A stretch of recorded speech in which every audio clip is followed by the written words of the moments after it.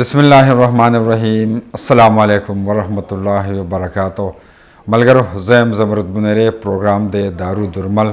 او د روز باندې پروګرام دارالدرمل کې زموږ کوشش ده چې ډاکټران صاحبان تاسو په وړاندې راولو او تاسو ته د صحت حواله سره معلومات درکړو. زه بار بار دا وایم چې دلته زیات زموږ مسافرونه چې دي هغه اکثر په دې وجه باندې هسپتالونو ته نه ځي، که هغه پرایویټ هسپتال یا سرکاري چیرې خرچې زیاتې دي، کنسلټیشن فیس زیات دی. نو هغې دپاره موږ حالم را ایستلی دی. یو هسپتال داسې هم دی چې پای کې ډېر څیزونه په ارزان قیمت دي، خو د دې سره سره موږ ډاکټران صاحبان راولو چې تاسو په وړاندې تاسو کال وکړئ، د هغوی نه مشوره ولئ د خپل صحت حوالې سره. نو زموږ یو پروګرام یو څو ورځې مخکې دا شوه کې موږ ډاکټر حرا خان راوستې وه. هغې سپیشل د ماشومانو د زنانو حوالې سره ډېر ښه معلومات ورکړي. نو زموږ د ډېرو خویندو زموږ د رونو دا فرمایش و چې ډاکټر حرا خان ته یو ځل بیا تاسو دعوت ورکړئ چې هغه راشي او موږ ته بیا معلومات. نو ډاکټر حرا خان راغلی ده، په خیر علی تاسو ښه یې جي ټیک ټاک. زموږ ډېرې خویندې داسې چې هغه بیا راولئ ډاکټر صاحبه چې موږ ته مشورې د ماشومانو حوالې سره د زنانو د صحت حوالې سره ښه خبره ده که نه. ټول ثوابونه به تاسو ګټئ. نو ځکه چې تاسو ښې ښې مشورې ورکوئ. او کتونکو د دې سره سره دی چونکې دارالخیبر میډیکل سنټر تاسو ته ما تېرو پروګرامونو کې ویلي چې یو ډېر ښه د یو داسې هاسپټل چې تاسو لاړ شئ، د هغې انوایرمنټ وګورئ، هغې صفایي وګورئ، بیا هغې کې ډاکټرز تاسو وګورئ. نو پښتو ژبې والا هم شته دی، اردو ژبې والا هم شته دی، نو تمام فیسیلیټیز دي. نو ډاکټر حرا خان هم په دارالخیبر کې کار کوي، د هغې چې کوم آنر دی نن موږ هغه ته هم بلنه ورکړې په دې غرض چې د هغوی نه معلومات واخلو چې په دې کې څه هغه سپیشلټي ده چې خلک دې ته راشي یا ستاسو د لیبارټري دا ټول معلومات الو. نو بابر خان تب منگ بلند اور کڑیا. بابر خان آپ کو پروگرام میں شامل دیا تھا. تھینک یو سو مچ. کیسی طبیعت ہے؟ ٹھیک ٹھاک الحمدللہ بالکل ٹھیک. تو اصل میں ہم نے 2-3 پروگراموں میں ذکر کیا ہے کہ جو لیبارٹری کے ٹیسٹ ہے وہ بھی ڈسکاؤنٹڈ ریٹ پہ ہے، کنسلٹیشن فیس بھی کم ہے. تو میں نے بولا آج آپ کو زحمت دیتا ہوں تاکہ لوگوں کی تسلی بھی ہو جائے اور خود بھی بات کر دے. بہت شکریہ، بہت شکریہ دعوت دینے کے لیے. تھینک یو. تو میرا آنر ہے آج آپ کے ساتھ موقع ملا ہے بیٹھنے کا اور بات چیت کرنے کا. تھینک یو بابا صاحب. تو ڈاکٹر حرا خان میں چاہتا ہوں کہ اسپیشلی جو جنرل بیماریاں ہیں بچوں کی، کیونکہ آپ کے پاس زیادہ تر پیشنٹ آتے ہیں فیمیل اور بچے بھی آ جاتے ہیں، تو اس وقت موسم بھی چینج ہو رہا ہے، لوگوں نے مطلب لاسٹ منتھ سے اے سی آن، پہلے تو اے سی آف تھا، ابھی اے سی بھی استعمال کرتے ہیں، باہر بھی جاتے ہیں گاڑی میں بھی اے سی. تو کیا آپ سمجھتے ہیں کہ بچوں کی کیا کیا بیماریاں ہیں جو موسمی بیماریاں ہیں، اس کی حفاظتی تدابیر کیا ہیں؟ یار پښتو کې وای نو خبر جا پښتو کې وای. داسې دی که نه، نن سبا خو موږ سکه ماشومان چې کوم راځي، مشران هم دي، ماشومان خالی نشي. نن سبا یو خو وایرل انفیکشن ډېر زیات شوی دی، ټوخی، زکام، مری خراب دا ډېر زیات دی. او موسم سره هم دی او فلو مطلب دا موسم سره هم راغلی دی او ورسره وایرل هم دی. او ورسره چې کوم دی نو دا ماشومان کې چې کوم وایرل راغلی دی هغې کې ورسره خېټه هم خرابېږي، الټیان هم دي، مطلب دا به معیارونه نن سبا ډېر زیات شوي دي. هغې پر یو ماشوم راغلی و په مخکې هغې ته الټیانې وو، پس ته خېټه خرابه شوه، خېټه خرابه شوه نو ورسره ټوخی ورته شروع شو، لکه داسې لکه مکسډ مریضان راځي. نو زیات چې کوم دی نو ټوخی، زکام، مری او ورسره اوس چې کوم دی نو زیات خېټه خراب او وامیټنګز ډېر زیات. یو خو ګرمي هم شله او بره نه ماشومان هغه سره هم بیماریږي، ورسره وایرل هم چلیږي لګیا دی. نو نن سبا د مشرانو کې هم ټوخی، زکام، مری ډېر زیات دی. او دا یې دی چې کوم وایرل دی نو یو نه بل ته لګي، هغې کې یو کس بیماري نو هغه بل ته هم لګي. داسې دی. نو په دې باندې نور هم خبره کوو چې یاره ماشومانو له مطلب ټوز غذا چې د څو میاشتې بعد شروع کول غواړي، په دې خو ما وی چې بابر صاحب زموږ سره ناست دی او لږ د دې ہاسپٹل حوالے سره. تو بابر خان آپ مجھے یہ بتائیے کہ کیا کیا فیسلٹیز میں مجھے لاسٹ پروگرام میں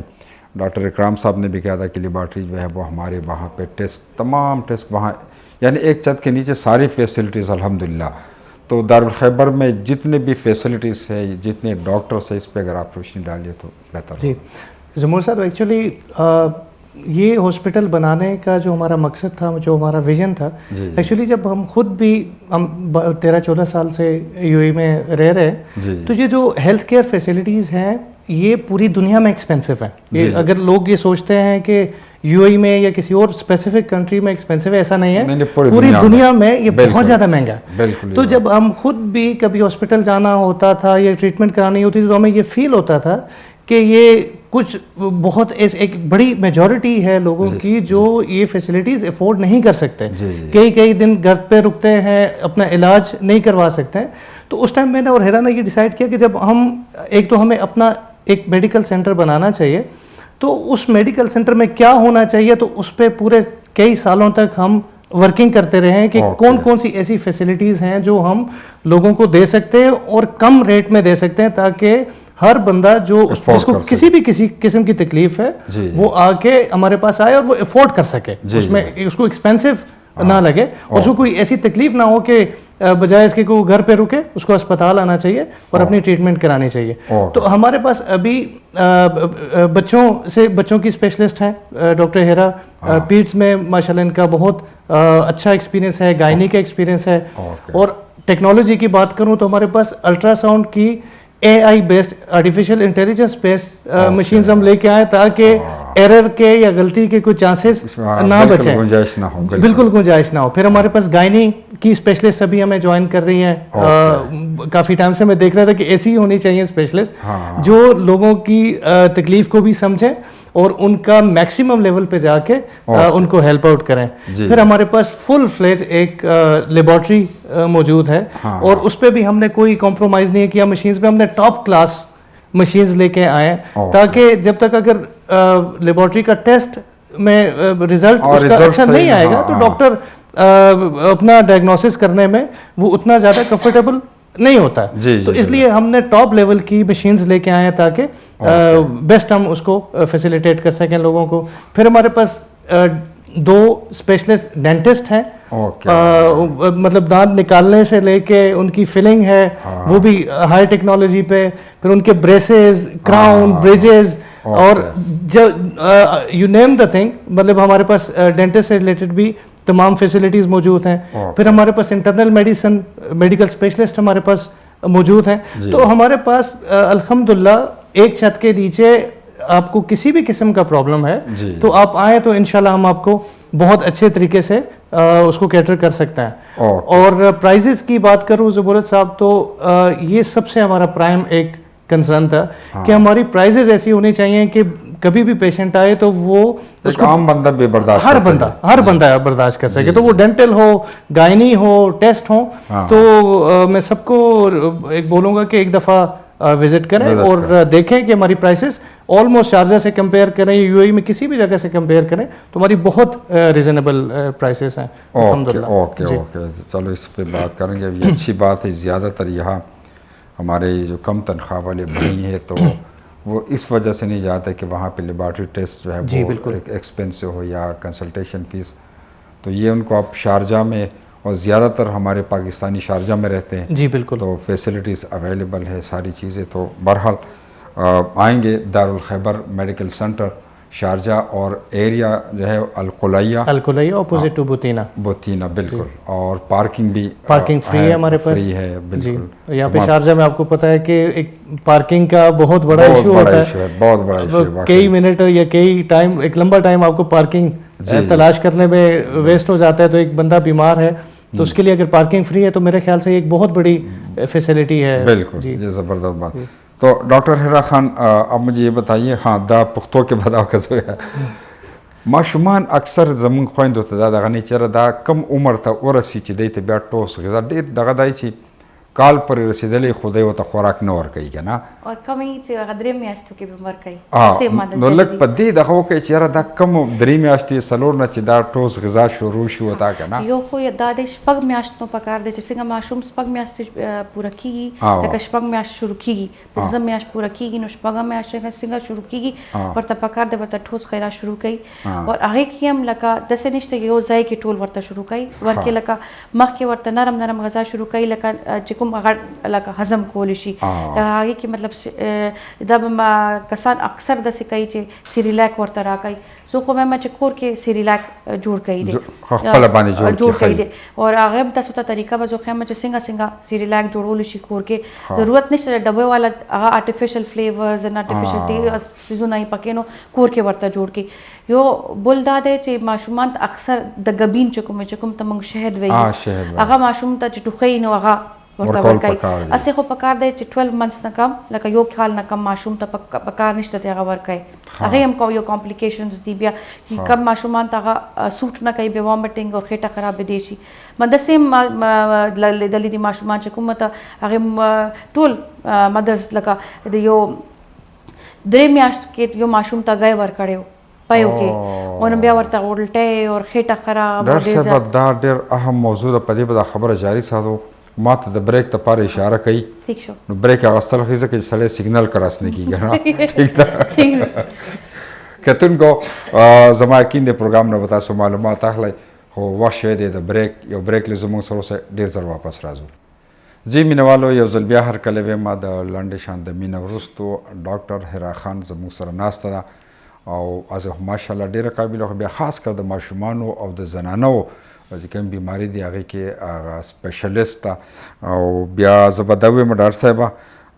چې تاسو د بریک نه مخکې د خوراک حوالې سره ډېر ښه معلومات زه یم که خبره لږ کنټینیو کوئ نو ښه به وي. داسې دی که نه 6 میاشتو چې څنګه ماشوم لکه رسیږي نو موږ ورته وایو چې ورته نرم خوراک شروع کړئ. نو ټولو نه مخکې پکار دی چې لایک لکه مخکني 10 ورځو لپاره ورته ریجې موږ وایو چې ریجو والا سیریلاک جوړ راکړئ. خلک ورته بهر نه راړي ډبو والا ورته پخې کوي او ورته ورکوي هغه ګران نه وي که نه دې لپاره. نو داسې دی چې تاسو داسې هم کولی شئ چې ورته ریجې چې کوم غټ ریجې نه راځي هغه ورته بوایل کوي بیا هغې ته ګرایند کوي پکې کوم پای چې کوم څنګه ملک پیک والا کوم نو نه اخلم برانډ کوم ملک پیک ښه والا دی هغه پکې اچي لږ باندې مالګه اچي یا داسې ټیسټ جوړولو لپاره نو هغه ته بلینډ کوي په یو دنه او بیا مالګه اچي ورته چمچ سره هغه ورکوي د 10 ورځې دا ورکوي چې 10 ورځې څنګه پوره کېږي هغه هضم کول شروع شي نو بیا هغې نه پس ورته دلیه شروع کوي 10 ورځې بیا دلیه او ریجې دوه به وشي دوه خوراکونه به وشي بیا هغې نه پس 10 ورځې 15 ورځې تېرې شي بیا هغې ته پکار دی چې څنګه موږ سوجي راکړو ماشومان ته کور کې پخې کوي کور سامان راکوي چې دا کسان دا وایي مکسډ فروټ سیریلاک راکړو انګریزیان دي خلک نو وایي موږ مکس فروټ سیریلاک راکړو ویلې څنګه ډبی والا هغه کور کې به هم جوړولی شي ریجې واچئ ریجې کې تاسو لږ لکه دای مړای یا سو نور فرو سټرابریزي هغه مکه بوایل کوي ورته ملاو کې بوایل کوي ورته پخې کوي پکې پیا چې ورته پکې نیوانه چینی اچ هغه ورته ماشومان ته ورکوي داسې خپل کور کې لکه سبزی والا چې څنګه نو ریجې کې پکې لکه مټری یا سوی ورته اچي 7 منث کې ماشوم و میاش کې رسیږي نو پکې لیوانه غوښه یو پیس اچي ورته بوایل کوي بیا ورته بلینډ کوي ماشوم ته پای ورکوي مکس کوي ورسره هغه راکوي ډېر لکه داسې ټایم سره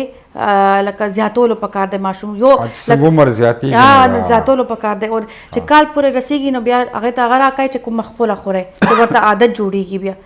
اور دا دی چې کور کې جوړی خوراک نو هغه زیاده طاقت لري چې بهر نه والي د بیبي فوډز او دا او بیبي فوډز او دا دوی دومره طاقت هم نه چې کوم کور خوراکي سترګې مخامخ جوړی خپل لاسونه سره جوړی نو هغه به ښایي چې بهرني به ښایي او یو زه خو مشوره راکوم د ګبین ماشوم ته نه راکوئ نه دی پکار یو کال ماشوم کم ماشوم ته پکار نشته ته ورکوي د دې وجه څه ډاکټر صاحب د دې سره دا دی که نه کله کله ماشومان یو دی هغه دته یو ډیزیز ورته وایو موږ انفنټ بوټالیزم لکه هغې خېټې مسله پیدا کوي لکه الټیا نه کېدی شي خېټه خرابېدی شي انتو لکه obstruction غاړې ته ماشوم تللی شي نو ګبین چې کوم دی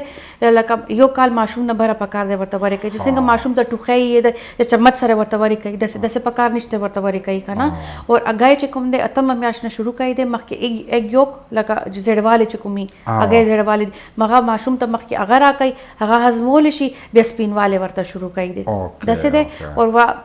6 میاشت نه کم ماشوم ته پکار نشته د خوراک ورکوي اکثر د کوي خزان چې ټوخی ولګي نو قهوه جوړ کړي ورته ورکوي قهوه هم ورکولو پکار نشته خدان دی خوا نه چې ورکای نو داسې به ورکای چې څنګه کف سیرپ مونږ ورکو 2 چمچ سهار 2 ماښام لږ داسې فیډر ډکای او بیا ورته ورکای فیډر ډکای نو ورته ورکای داسې پکار نشته او پکار دی چې ټوخه ایون کله لکه میډیسن په شان څنګه دوايي مونږ کف سیرپ ورکو چې 2 یا 3 چمچ ورته سهار 3 چمچ ورځې 3 چمچ ماښام ورته ورکول شي او ریګولر ورته ورکول پکار نشته ماشومان لپاره مور پیم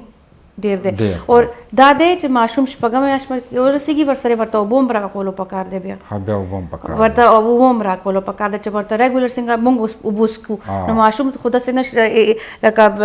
3 لیټر یا 2 لیټر وبو خو نس کلی شي لکه مینیمم 2 ګلاس داسې وبو ورته راکولو پکار دی پورا رس کې پورا رس کې کېلا ورکول پکار دی ولې نه او دا چې کسان داسې وایي چې ماشومان چې کېله سره ټوخه لګي کیلا کلم ټوخه کیله سره نه لګي چې کیلا اور وای چې کیلا ریشه پیدا کوي بیا کسان ماشومان ته نه ور کوي چې دا ریشه پیدا کوي نه ورکاو کیله سره کلم ریشه پیدا نه کیږي د سې ده چې کیلا چې ټوخه وشي ټوخه لګیدلې ده او بیا راکه بیا غریشه پیدا کوي چې ټوخه نشته مسله نشته ورته بیا ورته راکول شي نه ور کوي ډیر جی باور صاحب آپ نے ڈاکٹرز کا بھی ذکر کیا ہے لیبارٹری کا بھی ساری چیزیں تو کمیونٹی کے لیے خاص مطلب وہ تو اللہ نہ کرے اگر کوئی بیمار ہو جاتا ہے تو وہ آئیں گے یہ فیسلٹیز ان کو حاصل ہے کہ مطلب کم قیمت پہ لیکن عام کمیونٹی کے لیے کبھی کبھی میں دیکھتا ہوں اس دن ہم گئے تھے اجمان مینگو مارکیٹ کوریج کے لیے تو وہاں پہ ایک سائٹ پہ ایک ہاسپٹل تھا اجمان میں پرائیویٹ جس طرح آپ لوگ کہتے انہوں نے فری کیمپ لگایا تھا اور بلڈ پریشر اور شوگر یہ چیک کرتے تھے تو اسی طرح کوئی سسٹم آپ لوگوں کا تاکہ کمیونٹی کو فری میں وہ سہولیات مل سکے دارالخیبر کی طرف سے زبور صاحب یہ جو ہیلتھ کیئر کا بزنس ہے ہاسپٹل ہے میڈیکل سینٹر ہے جی یہ ایک بزنس کے علاوہ اللہ نے ہمارے اوپر ایک ذمہ داری بھی ڈالی ہے جی یہ ایک رسپانسبلٹی ہے ڈاکٹرز کے اوپر اور پوری ٹیم کے اوپر کہ صرف اس کو بزنس کی نظر سے نہیں دیکھنا جب تک ہم خدمت کی نظر سے اس کو ایک ٹاپ پریورٹی آپ کی ہونی چاہیے کہ آپ کمیونٹی کے لیے یا لوگوں کے لیے آپ کیا ویلیو کیا ایڈ کر رہے ہیں تو اس کے لیے ہم یہ کر رہے ہیں کہ ڈے 1 سے ہم اسکولز میں فری کیمپس آرگنائز کرتے ہیں وہاں پہ بچوں کو ان کے پیرنٹس کو ان کے ریلیٹیوز کو ٹیچرز کو پورے اسٹاف کو ہم ان کا بلڈ شوگر ان کے ٹیتھ کی ہیلتھ ان کے باقی ہم بلڈ پریشر چھوٹے موٹے جو ٹیسٹ کرنے ہوتے ہیں وہ ہم کرتے ہیں پورا ان کا چیک اپ ہمارے ڈاکٹرز کرتے ہیں تاکہ وہ لوگ ہم سے کنیکٹڈ رہیں اور ان کو اس چیز کا احساس نہ ہو کہ سم ٹائمز یہ ہوتا ہے زمرد صاحب کہ کچھ لوگ دیکھنے میں بہت ہیلدی فیل کرتے ہیں وہ ہاسپٹل اس لیے نہیں آتے کہ کوئی بات نہیں میں تو ابھی کوئی ایسا کوئی پرابلم نہیں ہے صحت مند ہوں لیکن جب ان کے آپ بیسک ٹیسٹ وغیرہ کرتے ہیں تو تب ان کو پتہ چلتا ہے کہ ہاں نعوذ باللہ یا فاربٹ کہ ان کو شوگر کے قریب بھی ہیں ان کو بلڈ پریشر کا پرابلم بھی ہے دوسری چیز پھر ہم یہ کرتے ہیں کہ ابھی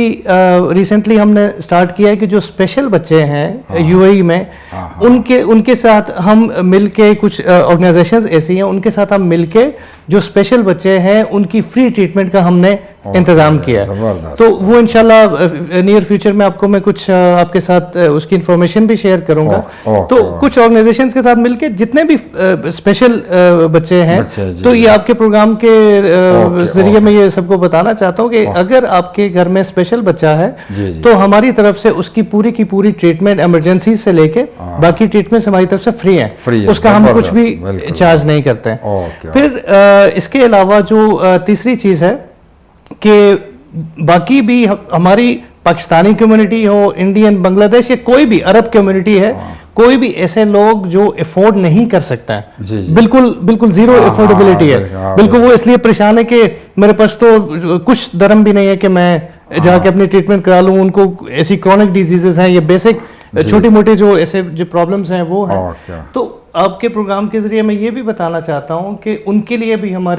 ہمارے دروازے کھلے اور ہم ان کو انشاءاللہ اگر آپ نہیں افورڈ کر سکتے ہیں پریشان ہونے کی بالکل ضرورت نہیں ہے آپ آئیے اور ہم انشاءاللہ جس حد تک جا کے ہم آپ کو ہیلپ آؤٹ کر سکتے ہیں ہم انشاءاللہ ضرور کریں گے زبردست یہ بہت اچھی بات ہے کہ مطلب اکثر ہوتا ہے نا کبھی کبھی تنہائی نہیں ملتی یا کوئی اور پرابلم، بیمار ہے لیکن وہ جاتا نہیں کہ ان کی جیب میں پیسے نہیں ہیں. جی تو دا خو زه خپل ټولو کتونکو ته یم چې یاره خدای مکه اول خو خیر که یي په جیب کې وایي چې ما سره نشته خو نه ده پکار، دروغ ویل بالکل نه دي پکار، الله پاک ویني. او یو سړي سره نشته پیسې او هغه د پیسو د وجې هغه علاج پاتې کېږي، نو دارالخیبر بابر صاحب وایي چې ته راتلی شي د هغوی فری علاج به کېږي، بالکل ټینشن نه لي. نو تاسو بیا تللی هم چې دارالخیبر زه به یو ځل بیا تاسو ته یم چې بوتیني ته اپوزیټ القلیه ایریا ده او هلته دارالخیبر دی او د هغې سره بیک سایډ ته فری پارکینګ هم دی او صفا ستره هاسپټل دی، تمام فیسیلیټیز هلته موجود دي. نو خدای مکه که تاسو څه بیماری سے تکلیف راځي نو دارالخیبر ته تاسو تللی شئ. باور صاحب چائے بھی آپ پروگرام کے باتیں تو کرتے ہیں لیکن چائے بھی پی سکتے ہیں، ایسے نہ ہو کہ ٹھنڈی ہو جائے آپ کی بھی. اور ډاکټر هرا خبرې خو ټولې د ماشومانو وشولې که نه،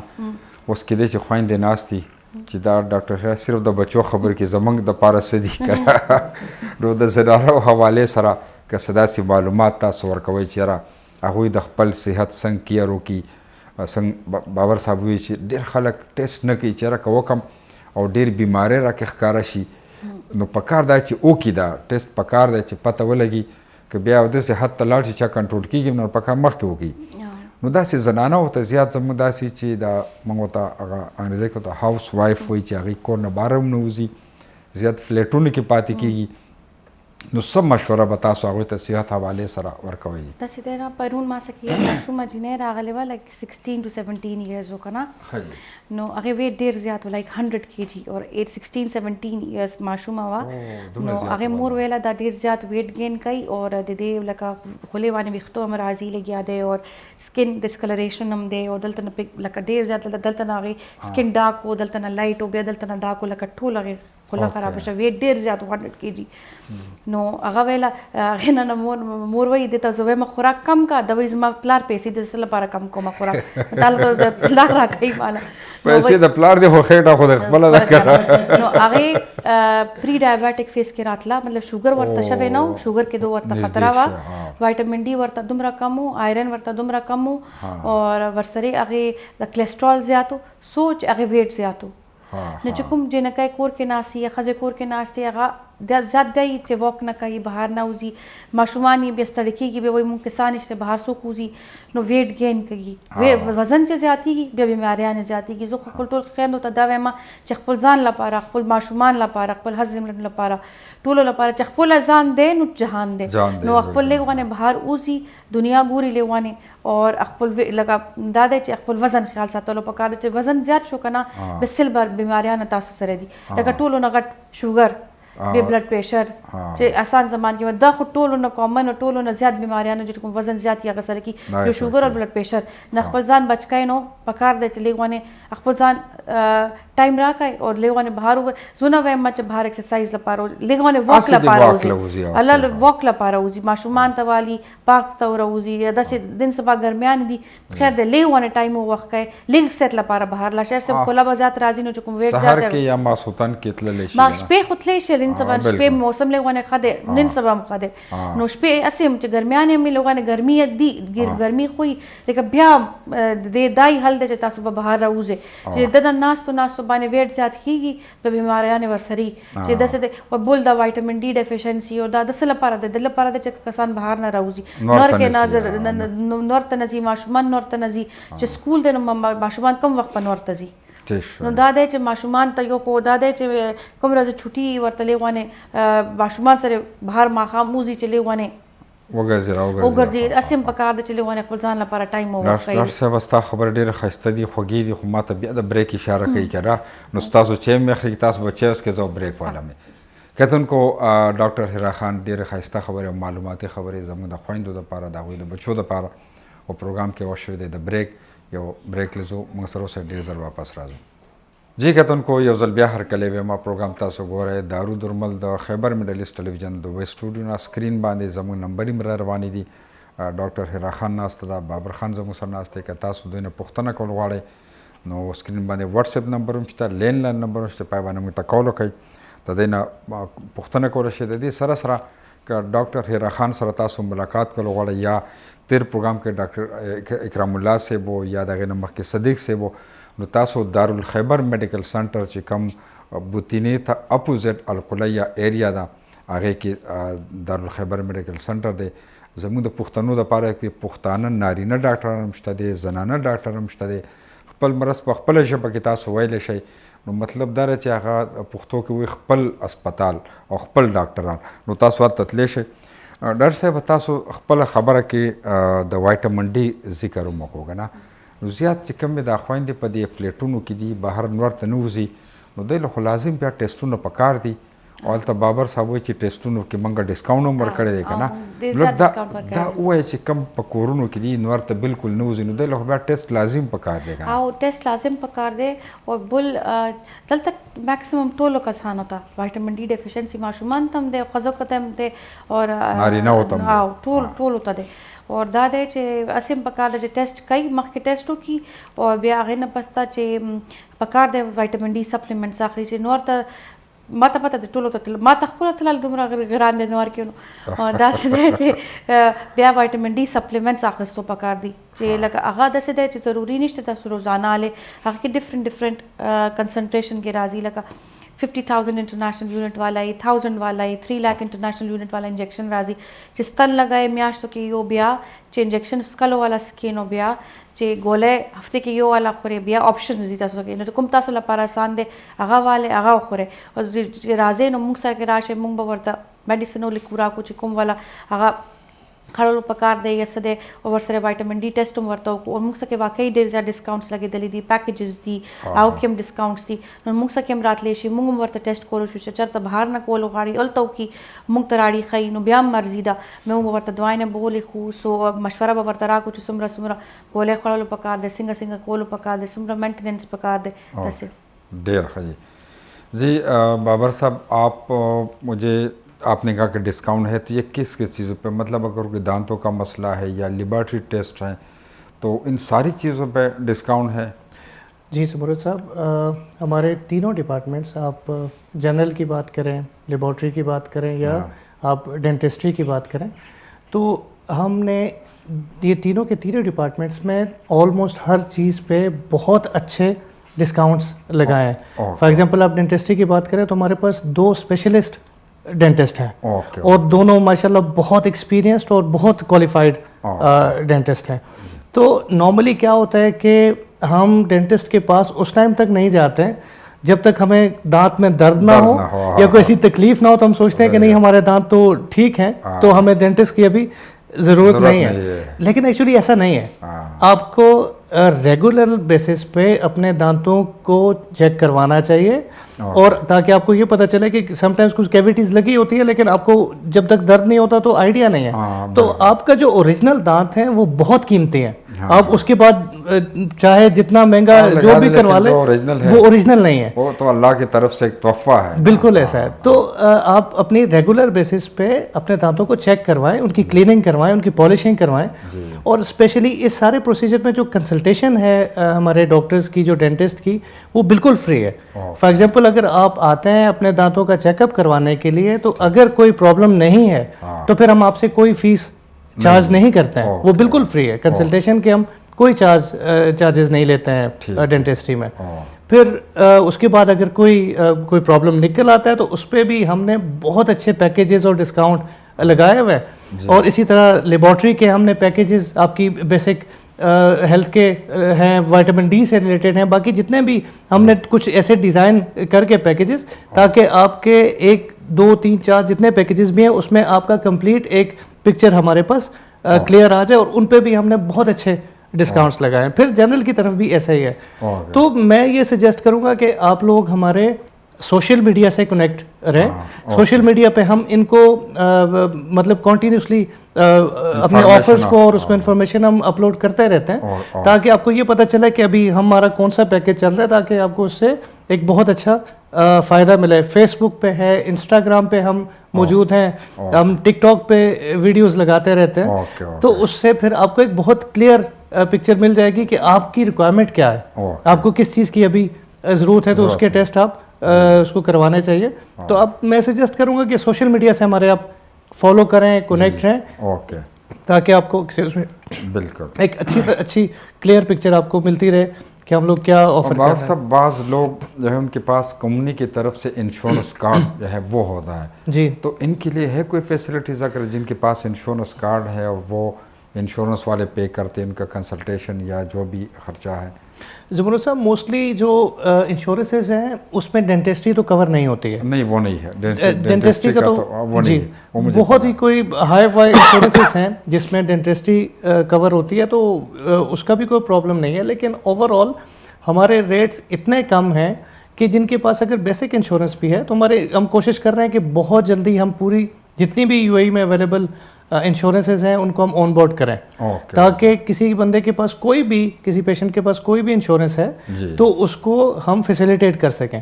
لیکن اگر آپ سوچتے ہیں کہ آپ کے پاس انشورنس نہیں ہے تو آپ کو ایکسپینسو پڑے گا, ایسا بالکل بھی نہیں ہے. تو آپ بغیر انشورنس کے بھی ہمارے پورے پیکیجز سے ڈسکاؤنٹ سے بھرپور فائدہ لے سکتے ہیں انشاءاللہ. زبردست زبردست. جی ڈاکٹر ہیرا خان, خبر ہو تاسو ټول د اکټ چې یاره د وایټامین ډي د ټیسټونو د ټول دغه خو اسې نارملی خبره هلته د وایي چې ټایم هم خواته مې اشاره راته کوي,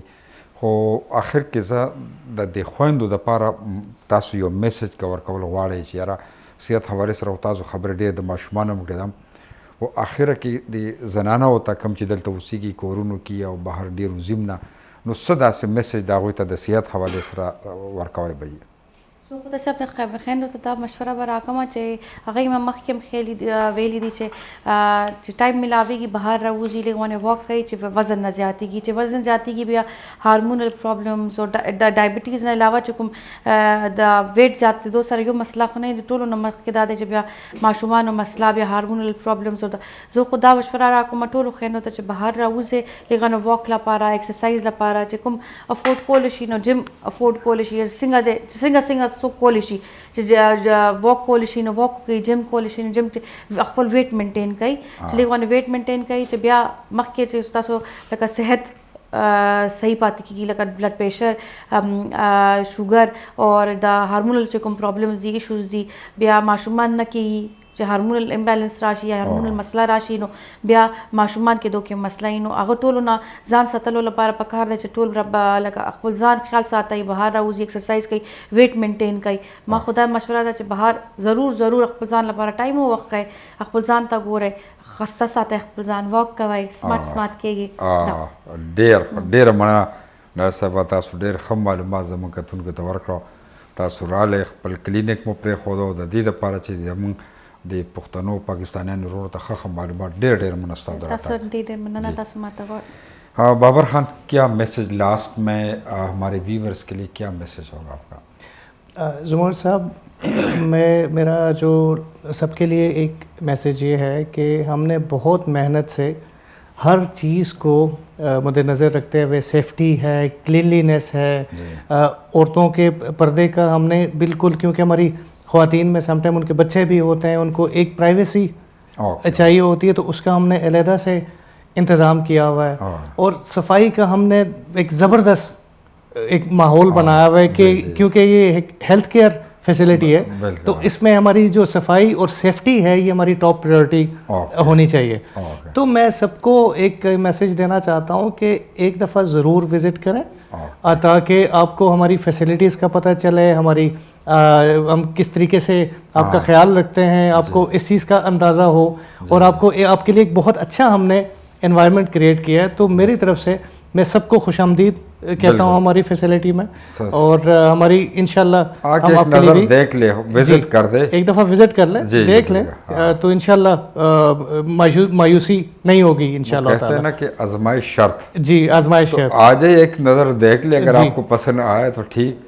اور مجھے پوری امید ہے انشاءاللہ, کیونکہ ابھی تک جتنے ہمارے پیشنٹس ہیں ہم ان سے فیڈ بیک لیتے ہیں, وہ ہمیں گوگل پہ ریویو کرتے ہیں, سوشل میڈیا پہ ریویو کرتے ہیں, تو ہمیں ماشاءاللہ بہت اچھے فیڈ بیک آتا ہے. کیونکہ جو بھی ہمارے لوگ جنہوں نے ہمیں وزٹ کیا ہے تو وہ بہت خوش ہم سے, پرائز کے لحاظ سے بھی, ڈسکاؤنٹس کے لحاظ سے بھی, اور اوور آل جو انوائرمنٹ ہم نے ان کے لیے کریٹ کیا ہوا ہے, تو ان سب کے بارے میں اسپیشلی جو ڈاکٹرز ہمارے بہت پروفیشنل ڈاکٹرز ہیں, تو وہ ہمیں بہت اچھا ایک فیڈ بیک اور بہت اچھے ریویوز دیتے ہیں. الحمدللہ, اس میں تو کوئی شک نہیں ہے. تو بہت بہت شکریہ بابر صاحب, آپ کا بھی, ڈاکٹر صاحب آپ کا بھی بہت بہت شکریہ, آئے ہمارے ناظرین کو بڑی اچھی انفارمیشن, بہت بہت شکریہ آپ کا. کتونکو دا د نن ورځې پروګرام